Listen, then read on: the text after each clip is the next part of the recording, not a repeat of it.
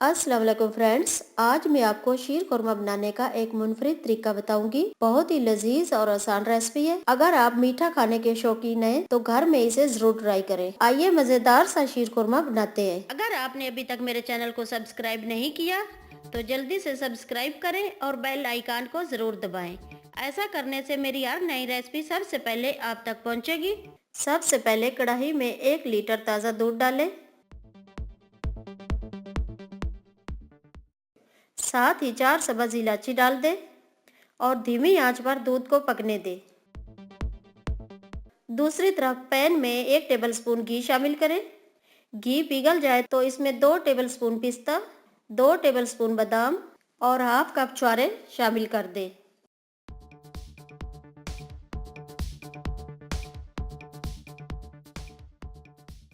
अब इनको धीमी आंच पर हल्का फ्राई कर लें।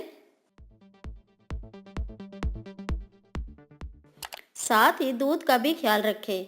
बीच में थोड़ी थोड़ी देर बाद दूध में चम्मच चलाते रहें ताकि दूध अच्छी तरह पक जाए।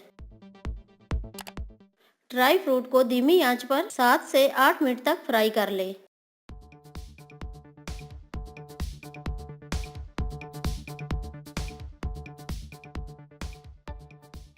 आप ड्राई फ्रूट की मिकदार बढ़ा सकते हैं और इसमें मज़ीद ड्राई फ्रूट भी शामिल कर सकते हैं। ड्राई फ्रूट को तकरीबन 6 से 7 मिनट हो चुके हैं और धीमी धीमी खुशबू भी आ रही है। अब मैं इनको पैन से निकाल लूंगी। अब इसी पैन में 1 टेबलस्पून घी शामिल करें। घी गर्म हो जाए तो इसमें 1 कप के करीब बारीक सेवइयां डाल दें। इस दौरान आंच धीमी रखें और बड़ी एहतियात से सेवइयां ब्राउन कर लें।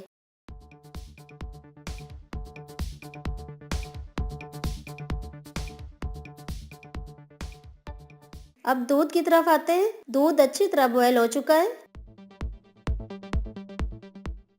अब इसमें 1 कप कंडेंस मिल्क शामिल करें। मैंने इसे घर में खुद तैयार किया है, आप बाजार से भी खरीद सकते हैं।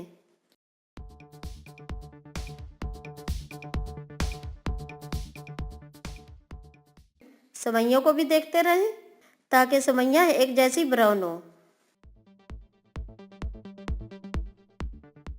अब दूध में आधी प्याली के करीब किशमिश डालें और साथ ही ड्राई फ्रूट शामिल कर दें।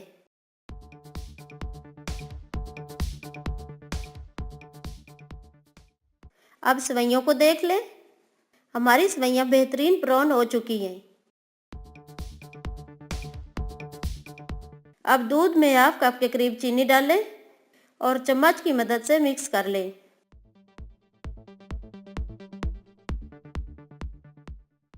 सेवइयां शामिल करें।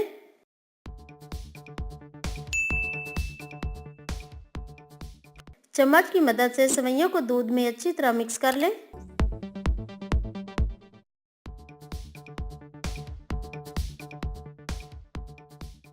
तकरीबन 10 मिनट तक सेवइयों को पकने दें ताकि सेवइयां दूध में फूलकर नरम हो जाएं।